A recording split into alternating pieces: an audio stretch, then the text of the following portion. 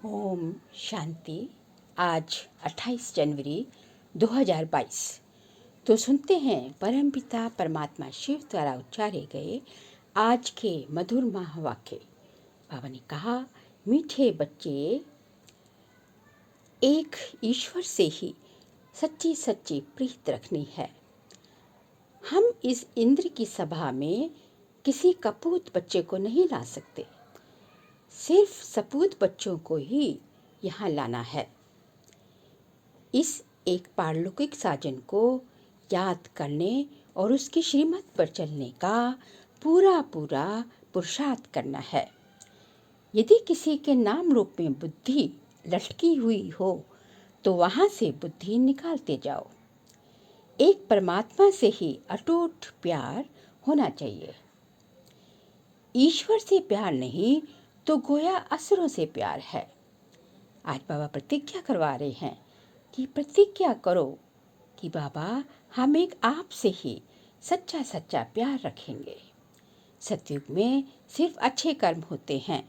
बुरे कर्म कराने वाला रावण 5 विकार वहाँ होते नहीं। 21 जनों के लिए ये बहुत बड़ी लॉटरी है। आई बाबा ने कहा, तुम रूहानी पंडे हो। सुप्रीम पूर्ण रूह के पास अन्य आत्माओं को लाने के लिए बहुत बहुत खबरदारी चाहिए। आगे कहा कि जो भी आश्रम व सत्संग इत्यादि होते हैं उसमें कोई एम ऑब्जेक्ट नहीं होता। वे कुछ भी जानते नहीं कि इससे हमको क्या लाभ होगा। बाबा ने कहा कि यहाँ तो साफ साफ अक्षरों में कि एम ऑब्जेक्ट लिखी होती है कि मनुष्य से देवता बनना है तो यहाँ आओ। भगवान क्या बनाते हैं? भगवान भगवती, परंतु हम उन्हें देवी देवता कहते हैं क्योंकि भगवान एक निराकार परमात्मा शिव ही है। ऐसे पिता के साथ योग बहुत अच्छा चाहिए और वह भी अव्यभिचारी, अर्थात सिर्फ एक परमात्मा शिव की ही याद। बाबा कहते हैं, माया बड़ी प्रबल है, कब कहाँ धक्का खिला दे और याद भुला दे, पता ही नहीं चलता। पर ये सब भी ड्रामा में नूंद है कि ये भी वह ड्रामा का ही पार्ट है। अब जो श्रेष्ठाचारी सतयुग का फर्स्ट प्रिंस है अर्थात श्री कृष्ण, उनको गीता का भगवान कह दिया और श्री कृष्ण को ऐसा बनाने वाले परमात्मा शिव का नाम भी गुम कर दिया। कृष्ण को भी श्रेष्ठाचारी बनाने वाले तो परमात्मा शिव ही है। ये है संगम युग। इनको ऑस्पिशियस, सुहावना, कल्याणकारी युग कहा जाता है। सतयुग तो है ही कल्याणकारी, पर उसको ऑस्पिशियस नहीं कहेंगे। सतयुग के आगे अकल्याणकारी कलयुग होता है, जो कि अभी वर्तमान समय चल रहा है। और इसी समय, वर्तमान समय, जिन्होंने परमात्मा शिव को पहचान लिया तो उनके लिए कलयुग नहीं रहा, पर वे अब सखी संगम युग पर खड़े हैं और अन्य आत्माएं तो अभी भी कलयुग में ही हैं। तो महिमा सारी संगम युग की है, जबकि परमात्मा शिव का अवतरण होता है और इस कलयुगी दुनिया को सतयुगी दुनिया में सृष्टि परिवर्तन का कार्य करते हैं। बाबा कल्प कल्प के संगम पर आते हैं। पुराने कलयुग के कलयुग और नए कल्प के सतयुग के संगम पर। ये है 2 कल्पों का संगम। आधा कल्प द्वापर से भक्ति चलती है, वह है उतरती कला। गाते भी हैं कि गुरु का नाम लेने से चढ़ती कला होती है। पर गुरु कौन सा? सतगुरु। और हमारा सतगुरु है परमपिता परमात्मा शिव। वह शिव बाबा सत बाप, सत टीचर और सतगुरु है। बाबा कहते हैं, मुझे आप जिस भी संबंध से प्यार से याद करेंगे तो मैं हाजिर हो जाऊंगा। शिव बाबा को याद करने से 16 कला बन जाते हैं। फिर 16 कला से उतरना है। मनुष्य तो कहते हैं कि हम इससे छूटना चाहते हैं, पर इस आवागमन के चक्र से तो कोई छूटता ही नहीं। चढ़ती कला, उतरती कला और फिर चढ़ती कला। सतो प्रधान से सतो, रजो, तमो और फिर तमो से सतो, ये चक्र लगाना ही है।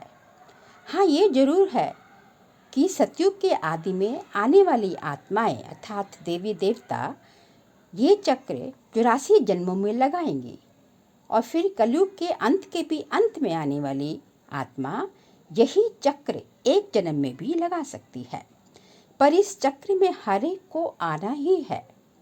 परमात्मा कहते हैं, मेरा काम है समझाना, चाहे पुरुषार्थ करो या ना करो। अपने मियाँ मिट्ठू नहीं बनना है, विजय माला में पिरो कर दिखाओ। 8 की भी माला है, 108 की भी माला है और 16,108 की भी माला है। देवताएं कभी अकाले मृत्यु नहीं मरते।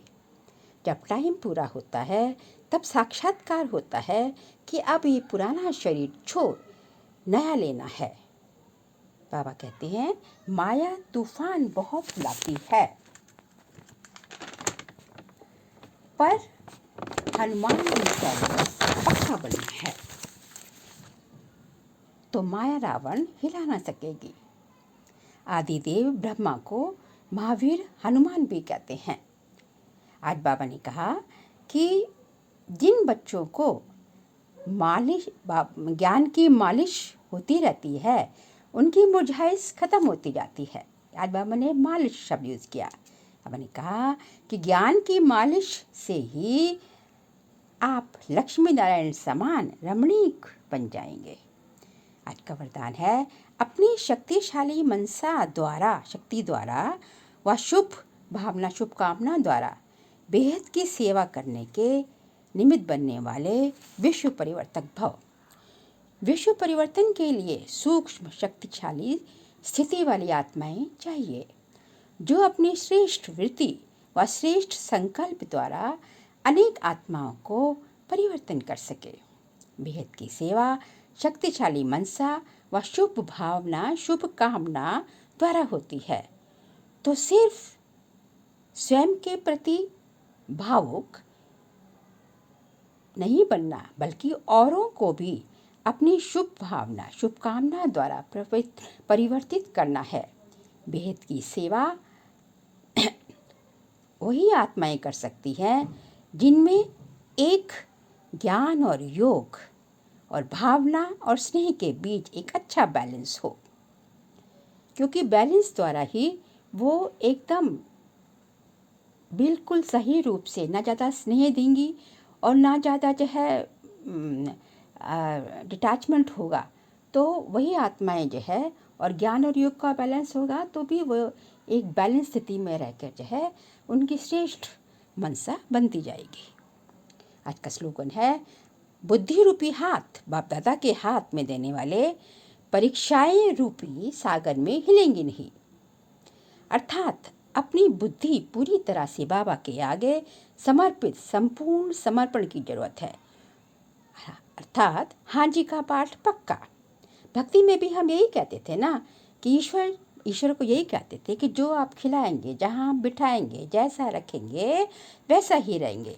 तो भक्ति में तो सिर्फ ईश्वर से अटूट प्रेम होता है, पर यहाँ है विवेकपूर्ण भक्ति, अर्थात परमात्मा के श्रीमत रूपी हाथ में अपनी बुद्धि रूपी हाथ दे दो तो कैसी भी तरह की विकट परिस्थितियाँ ज्ञान और योग को यूज़ करके आप उससे बाहर निकलने में सक्षम होंगे।